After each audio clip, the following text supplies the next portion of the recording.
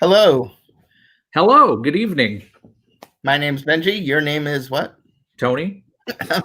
And Most it's days. funny because I used to think wow, how unprofessional. We're both in our houses, but um, that is exactly what everyone was when they won awards at the Emmys this year. You should have threw a tux on. It would have been more appropriate for what we Yeah, just watched. but just from the top up. Yep. So the Emmys were on ABC, so in and of itself, it's a story for us. But Jimmy Kimmel and sort of a small crew were at the Staples Center, kind of needlessly. And then they sort of had this massive Zoom call, which ironically went better than when Jimmy Kimmel hosted the Oscars in a conventional way, and it was a complete disaster, and the wrong people won. Which he referenced at the end of the show. Yeah. Yeah. So, what do you think of the broadcast? It was good. I really liked the opening. How they at first they intermixed old audience footage, and then I was like, that's not this year. And then I started realizing there's little subtle nuances to everybody who was in there was years prior, and then Jimmy Kimmel just shows up in the audience at one point too, and I was like, it is. And then they basically say, no, we're here by ourselves. Yeah, it was because I kind of figured based on what everyone's wearing and knowing that this was, and I was like I've seen red carpet photos this actually looks pretty impressive. You can't really tell until Jimmy Kimmel showed up looking much younger. I did like the Jason Bateman thing too when he was when he was sitting amongst the cardboard cutouts. Who went to school with Laughing Place co-founder Doobie Mosley? Fun fact. Yeah. So the Emmys, there's a lot of television, right? There's a lot of categories. Not to mention, this is just the primetime Emmys. There's the daytime Emmys. There's the sports Emmys. There's the whatever Emmys. But with Disney's acquisition of 21st Century Fox, Disney's chances kind of grew, right? Because they had FX, they had Hulu, all in all. Yeah. NBC shows that are made by 20th Century Fox, like This Is Us. Right. So in the end, they got one win during the primetime broadcast, which was for supporting actress for Uzo Aduba in Mrs. America. Mrs. America. FX on Hulu. Yep. On Hulu, produced by FX. A little confusing. But you've been watching the Creative Arts Emmys, which is ready for primetime Emmys, which they did Monday, Tuesday, Wednesday, Thursday live streamed. Then yesterday was on FXX, also owned by the Walt Disney Company, and Disney had a fairly better turnout in. The big winner for that one was The Mandalorian. That one took, I think, 6 home. Let me pull that up really fast. I had it here. Yeah, they ESPN won some for The Last Dance. But yeah, Mandalorian not swept because there was a lot of stuff that they were nominated for, but they didn't win them all. They got outstanding stunt coordination, outstanding music composition, production design, program half hour, sound editing for a comedy or drama series half hour, outstanding sound mixing, cinematography, special visual effects. Basically all of those awards they took. If it did not win special effects for creating a system that could allow television to have cinematic level effects that basically anyone could use now. I'm honestly surprised we're not seeing more of that right now. Yeah, right. I mean, in fact, I just read how Thor: Love and Thunder, which is directed by Taika Waititi, who obviously has a role of Mandalorian, is going to use that system for the whole movie. What's that? The whole movie? Well, I don't know if the whole movie. I mean, it's a movie, but they're going to use it for something, which is kind of cool because usually think of television here, in terms of visual effects, here, and then it would have been a crime if Mandalorian did not win for visual effects,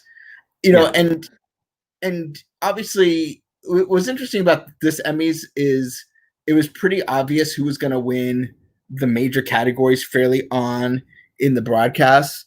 For comedy, Canada Far and Wide, Yep. Eugene Levy and Catherine O'Hara won for Schitt's Creek. They were the first two, and then they swept the rest of them. Yeah, and so so we all knew that was going to win. Watchmen kind of won the limited series, and Succession. Yeah, Succession was drama. So there wasn't any major surprises. I don't know that even, kind of coming into this, I think everyone kind of thought that these shows were going to win. Some there was some surprises in categories like Zendaya winning for that one. But it wasn't really Disney's year, I think, in terms of having the zeitgeist. Even though and it's a weird year, but with Mrs. America could have probably done it if was as close. If Succession just wasn't a critical darling to begin with, which I haven't watched, but I'm not gonna lie, I read the synopsis for it. I was like, what is this show? And even reading the synopsis, I was like, okay, I could see why Nicholas Braun was like a Disney Channel star. He was in, I think, Sky High and Prom, and he always played like the really tall guy, like the awkwardly tall guy. And so it's like, oh, he's still around. Like, wow, he's nominated for an Emmy. No one remembers Prom, but at least now he has a career. Is that one of the later ones? I don't remember Prom. Prom was the first movie that came out under Rich Ross. Okay. And it was supposed to be like how they could do small show movies. I think it opened at like number 8. It was like it's not even on Disney Plus. It's that like swept under the rug. And probably was like the first sign that Rich Ross was not going to be chairman of the Walt Disney Studios for ever. Before we move on, do want to share with you one comment we got. I can't believe they let Tony on the air 2 days in a row. So that's a challenge. What are you doing tomorrow, Tony? I am actually running our news desk for almost 9 hours tomorrow. So I'll be around if you need me again. Yeah, well, we'll talk about tomorrow in just a little bit. But I do want to talk a little bit about part of the fun of watching these live shows is they take the opportunity to showcase, trailer dumps and stuff like that. Which I was talking with you about this too. I completely forgot. Like I was so engrossed in how are they going to do it this year and how they're going to present. And I like John Oliver's comment about how he got the hand delivered out of a box with confetti. How it basically you just sent me a bomb. That's cool. And then all of a sudden a trailer hits and I was like, oh, that's right, they do that during these awards shows. So we got new looks at Genius Aretha, which is coming in at Geo. We got some stuff that's coming to ABC, like Big Sky and Supermarket Sweep. That's what I was most excited to see. Alex on our team is the world's biggest Supermarket Sweep fan. Like, and he spent like maybe an hour talking to me about strategy regarding like cheeses and meats. You go for the meats and the cheeses. Yeah. So now I think when that show starts, I loved how like they made, besides having a new host, they made no effort to updating the look of that show. They're wearing the same 90s sweatshirts as like I almost expected the brand long gone. But WandaVision, the trailer for that dropped. Yep. Last week we got sort of news that it's still on for 2020. Originally it was announced for December 2020, probably still December 2020. But Falcon and the Winter Soldier, which was supposed to be coming out last month, is not on that list. In fact, the first ad during the broadcast was for Disney Plus, and even had like a coming soon under Falcon and Winter Soldier. So I didn't catch that. Yeah, so it's WandaVision will be the first Marvel Studios production. In fact, in the email they sent after the trailer dropped, it said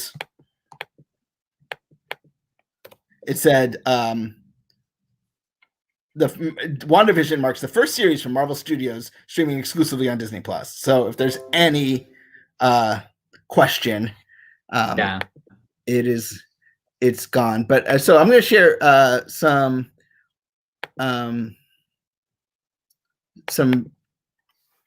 art. Tony, what did you think of it? I like the style, how it had like the retro look to it and like the old sitcom feel, which I thought was appropriate for a show about television awards. Yeah, it's kind of funny because it's like I kind of felt like it's not even just appropriate because of the fact that it's a big night for Disney, but that they also it's television. It definitely has that sort of Bewitched vibe of like the nosy neighbor and so on. So here's the key art. So you can see the sort of like sitcom look in front, and then on the edges you see the Vision as the Vision and Wanda as Scarlet Witch. This is a sort of obviously like iconic sitcom look, but with Vision's her face. The shocked housewife, the happy couple. Yep, absolutely. A weird sort of transitional moment here, and I think that's all they gave us. But what were your initial thoughts? That this is going to take off, and I 100%. The next set of commercials, I was checking social media. There was everybody had it, and then in the next set of commercials, whatever wasn't there before, maybe it was news. It was now WandaVision, all over my feeds. Yeah, normally I follow social media during these shows, but I didn't this time, with no excuse except I just wasn't in the mood. And it was WandaVision. It was all after that WandaVision hit. Boom, boom, boom, boom, boom. Jimmy wants to know if anyone else thought Pleasantville every time. I did kind of get Pleasantville vibes, but the Bewitched and like I Love Lucy kind of beat that out afterward. Yeah, I'm very excited about this because as a show, it fits Disney. Like it's a show, it's a Marvel show, and it fits television or Disney Plus, whatever you want to call it, because it's evoking that aesthetic, right? And so it makes sense, that it's on the surface. One of the criticisms from Mandalorian was it kind of felt like a movie that they chopped into bits and made a television show out of. And so, and it's different. It's not just another origin story. Not that I don't love origin stories, but it's not, just another adventure in the Marvel universe. Like this is really different. And I just want to know the mind of Kevin Feige, and in Feige I trust. I'm still curious about the laugh track, if they'll have a laugh track or not. Oh, I hope it has like some like super Nick at Night like ending to it, like with like classic credits or something. I just think so much of my generation I felt like grew up on, because we watched Nickelodeon, kind of also grew up on Nick at Night when they were showing like actual old things, not Fresh Prince of Bel-Air, which is apparently as old as the shows I was watching on Nick at Night was when I was a kid, which is kind of frightening. I don't want to think about that. Think about the stuff that you thought was old, how old it was when you were a kid, and then think about the stuff you enjoy now and how old it is today. Yeah. So, for example, the 80s were the same. Were the 40s to the 80s what the 80s are today? Yes. So I think not only we grew up with this love of classic television, whether it's I Love Lucy or Dick Van Dyke Show or the classics, and being able to have that in sort of the modern envelope of the MCU, I am really excited about. So just to promote, Mac, our Marvel editorial director, because we didn't know this was coming, will be doing a full trailer analysis when he has an open slot. But he's really excited about the show as well. He will have a much more thorough analysis of it. But I did think it was cool how they were able to find ways to insert like classic superhero costumes, which translate terribly to film, but like because it's a sitcom and weird, and, like they were able to wear their classic outfits, which no one would actually wear the Scarlet Witch outfit in like as a superhero because it's not very practical. Most superheroes back then, I would say, weren't. Right. Edna Mode would have a conniption. Yeah, 100%. So traditionally, the Emmys are the countdown to the new television season, and this year, not so much because television's kind of delayed. So tomorrow night on NBC, you got Monday Night Football. So a lot of game shows. I saw the Millionaire new season, and I was like, "What?" I don't remember hearing about that. And so now, basically, the comedies will come back in October. The dramas will come back in November. But we are starting to get excited. That's kind of the WandaVision trailer showed us, is that production has resumed, and we're going to start getting new television again. It's not going to be tomorrow, but it will be in about a month and two. And so we're kind of in this phase of the new normal for the Walt Disney Company in terms of the pandemic. Parks are open, but Disney World's open, but operating on this weird construct. Then you have television's coming back, and Disney Plus is coming back, with new stuff that's not been, it's not like Magic Camp, which has been in the can for 5 years. So we're starting to get things to talk about again, and I just wanted to highlight some of the things that are coming in the not too distant future. Halloween we're going to be covering ad nauseum. We've got the new television season coming up, so we're going to start reviewing those shows. Obviously, a lot of new stuff coming in fall on Disney Plus, which we talked about earlier in the week, and then gearing up, for life afterwards. The only thing that's really kind of halted outside of Disneyland, which we expect any day now, will be the movies, the theatrical experience. But so this week we're going to have reviews of Magic of Disney's Animal Kingdom on Disney Plus, Secret Society of Second-Born Royals, getting excited for Mandalorian Season 2, obviously WandaVision Mac will be covering. So there's a lot of fun happening, even at the parks. Jeremiah went and saw Savi's Workshop, which reopened today. He's going to be there tomorrow for the reopening of the Grand Floridian. Lots of Halloween stuff coming from people like Busch Gardens and SeaWorld. So there is a lot going on, and we'll be there to cover it. Tony's actually going to be eating a lot because he's going to the reopening of Cinderella's Royal Table. He's going to the reopening of Hollywood and Vine for the Halloween experience over there. So that's all this week. And then, gearing up for, we don't exactly know the dates. There's rumors out there, but we don't know the date of the big investor conference where we'll really get the idea of where Disney's headed in the near future. So stick with us.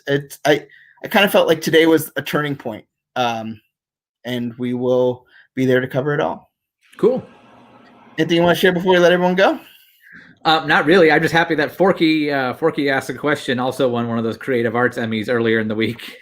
Yeah, it's Disney Plus did fairly well. I mean, Forky asked a question, which is I'm surprised got noticed. I mean, not because it's bad, but just because it's a short on Disney Plus. And it's not just like a traditional short too. It's like 3 minutes of not rambling, just like kind of way off topic of what they're saying it is.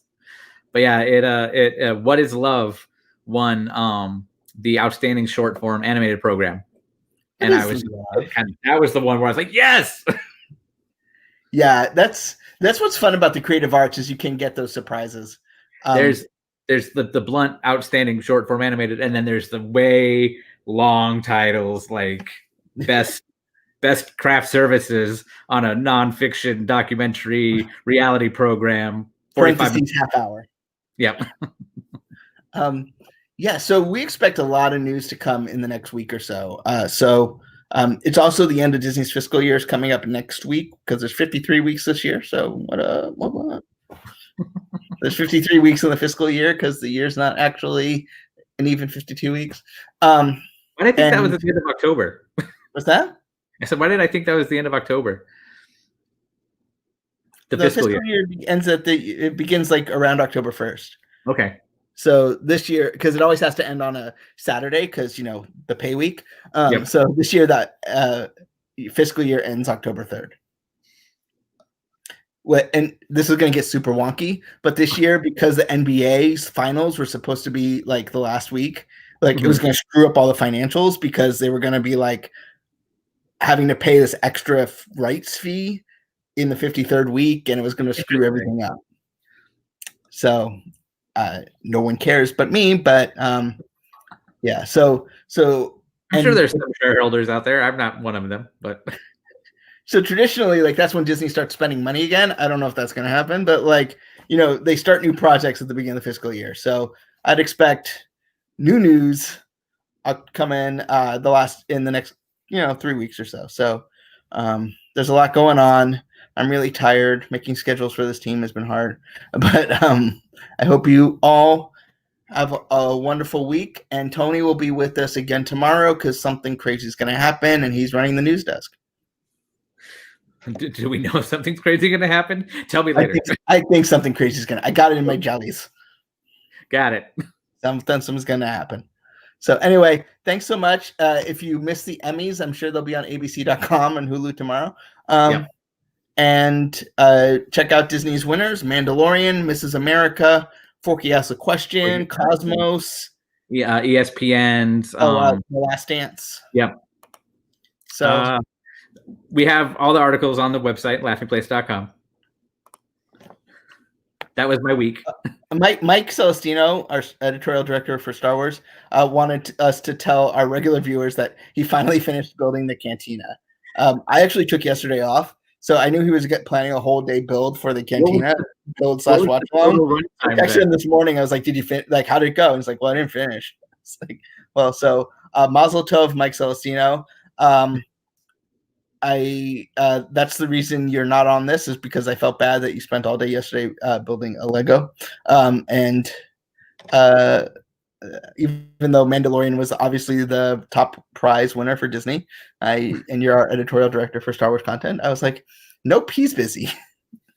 I was kind of hoping that it would take and surprise the drama series.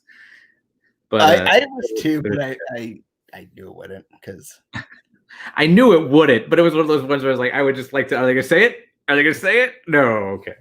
I like the shows that didn't even bother doing a Zoom call, they just had the logo up. But at least Jon Favreau was there, ready in case it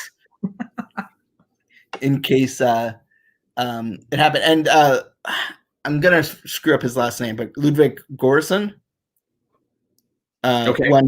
won for score for Mandalorian, right? Let me pull that up. Sound mixing, sound editing, production design, visual effects.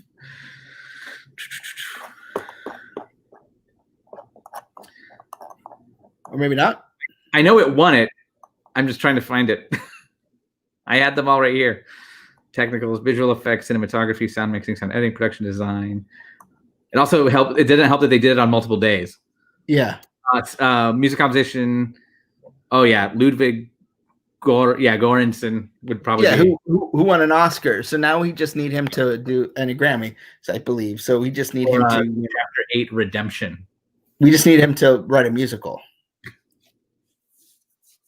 Also, Mike would like to point out that his icon is Emmy winner Rick and Morty, which is not in any way associated with the Walt Disney Company. Nope. So that's why I couldn't think what I went for.